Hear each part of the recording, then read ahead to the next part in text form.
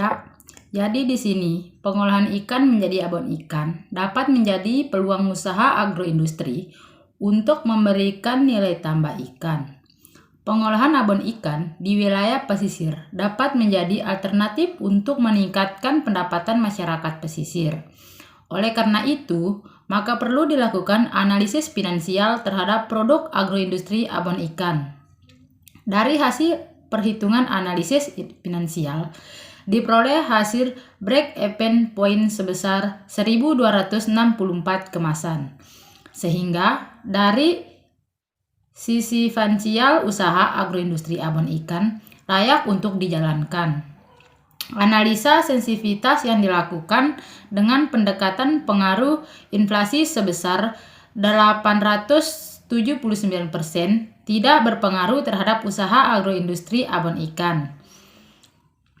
Agroindustri merupakan industri yang mengelola hasil pertanian sebagai bahan baku atau produk akhir yang dapat meningkatkan nilai tambah atas komoditas pertanian sekaligus merubah pertanian tradisional menjadi modern, serta dapat meningkatkan pendapatan dan lapangan kerja.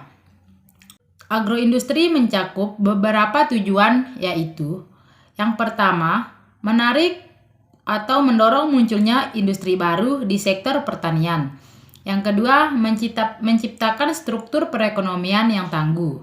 Yang ketiga, menciptakan nilai tambah. Yang keempat, menciptakan lapangan kerja dan memperbaiki pendapatan. Penduduk pantai Tanjung Karang, 80% memiliki mata pencaharian sebagai nelayan tradisional. Mayoritas masyarakat menjadi nelayan disebabkan oleh jumlah ikan yang melimpah. Menurut BPS 2016, produksi perikanan laut di Kota Mataram cukup tinggi. Pada tahun 2014, hasil perikanan laut sebesar 1.664 ton.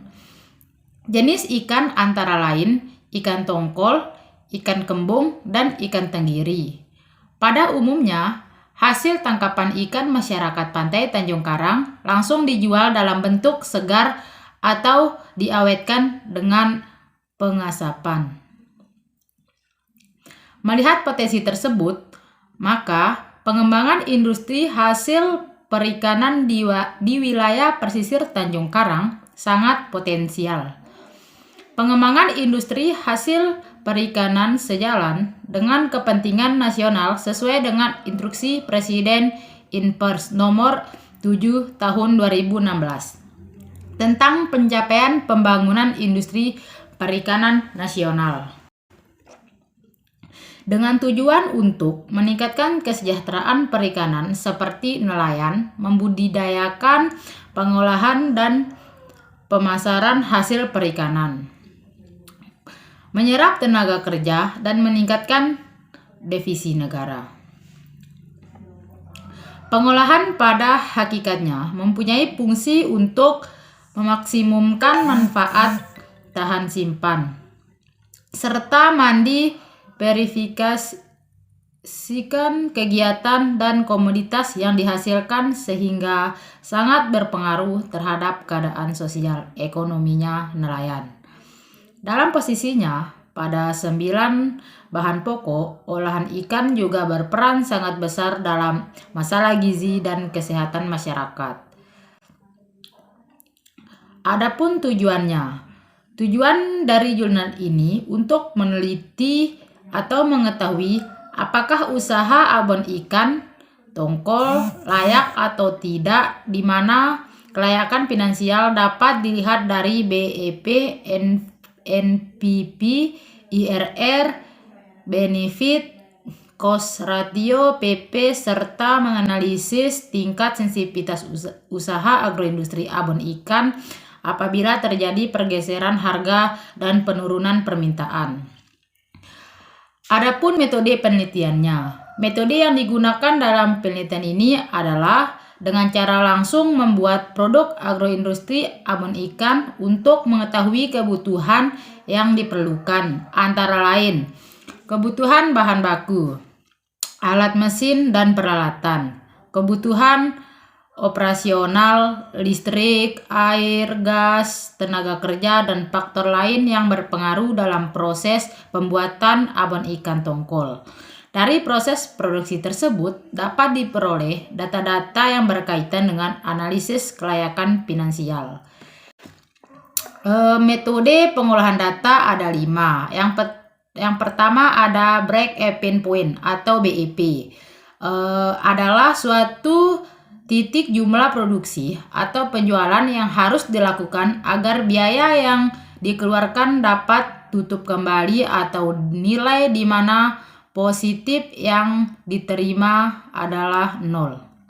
Yang kedua ada net present value atau NPV. Analisis NPV adalah analisis yang dilakukan untuk melihat nilai investasi dengan mempertimbangkan perubahan nilai mata uang. Yang ketiga ada increment rate of return atau IRR. IRR adalah tingkat suhu bunga maksimum yang dapat mengendalikan biaya-biaya yang ditanam. Yang keempat ada benefit cost ratio atau rasio BC. Rasio ini diperoleh dengan membai nilai sekarang, manfaat dengan nilai sekarang, biaya yang bertujuan untuk mengetahui perbandingan antara jumlah biaya terhadap manfaat yang akan diperoleh.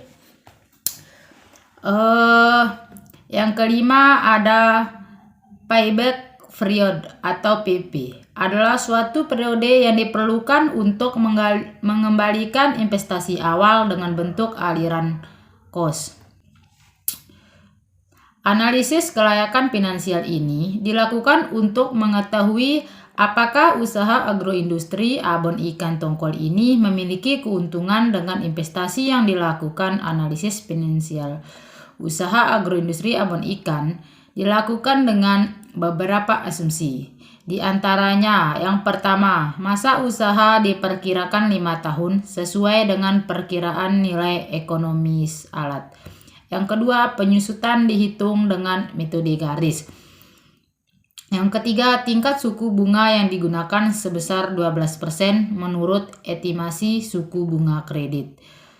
Ada juga biaya. Biaya dalam produk agroindustri abon ikan tongkol terdiri dari biaya investasi, biaya operasional.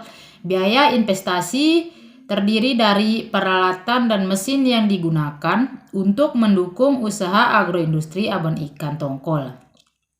Biaya operasional merupakan biaya yang besarnya ditentukan oleh jumlah produk yang diproduksinya. Biaya operasional terdiri dari biaya tetap. Biaya tetap agroindustri abon ikan terdiri dari biaya sewa tempat.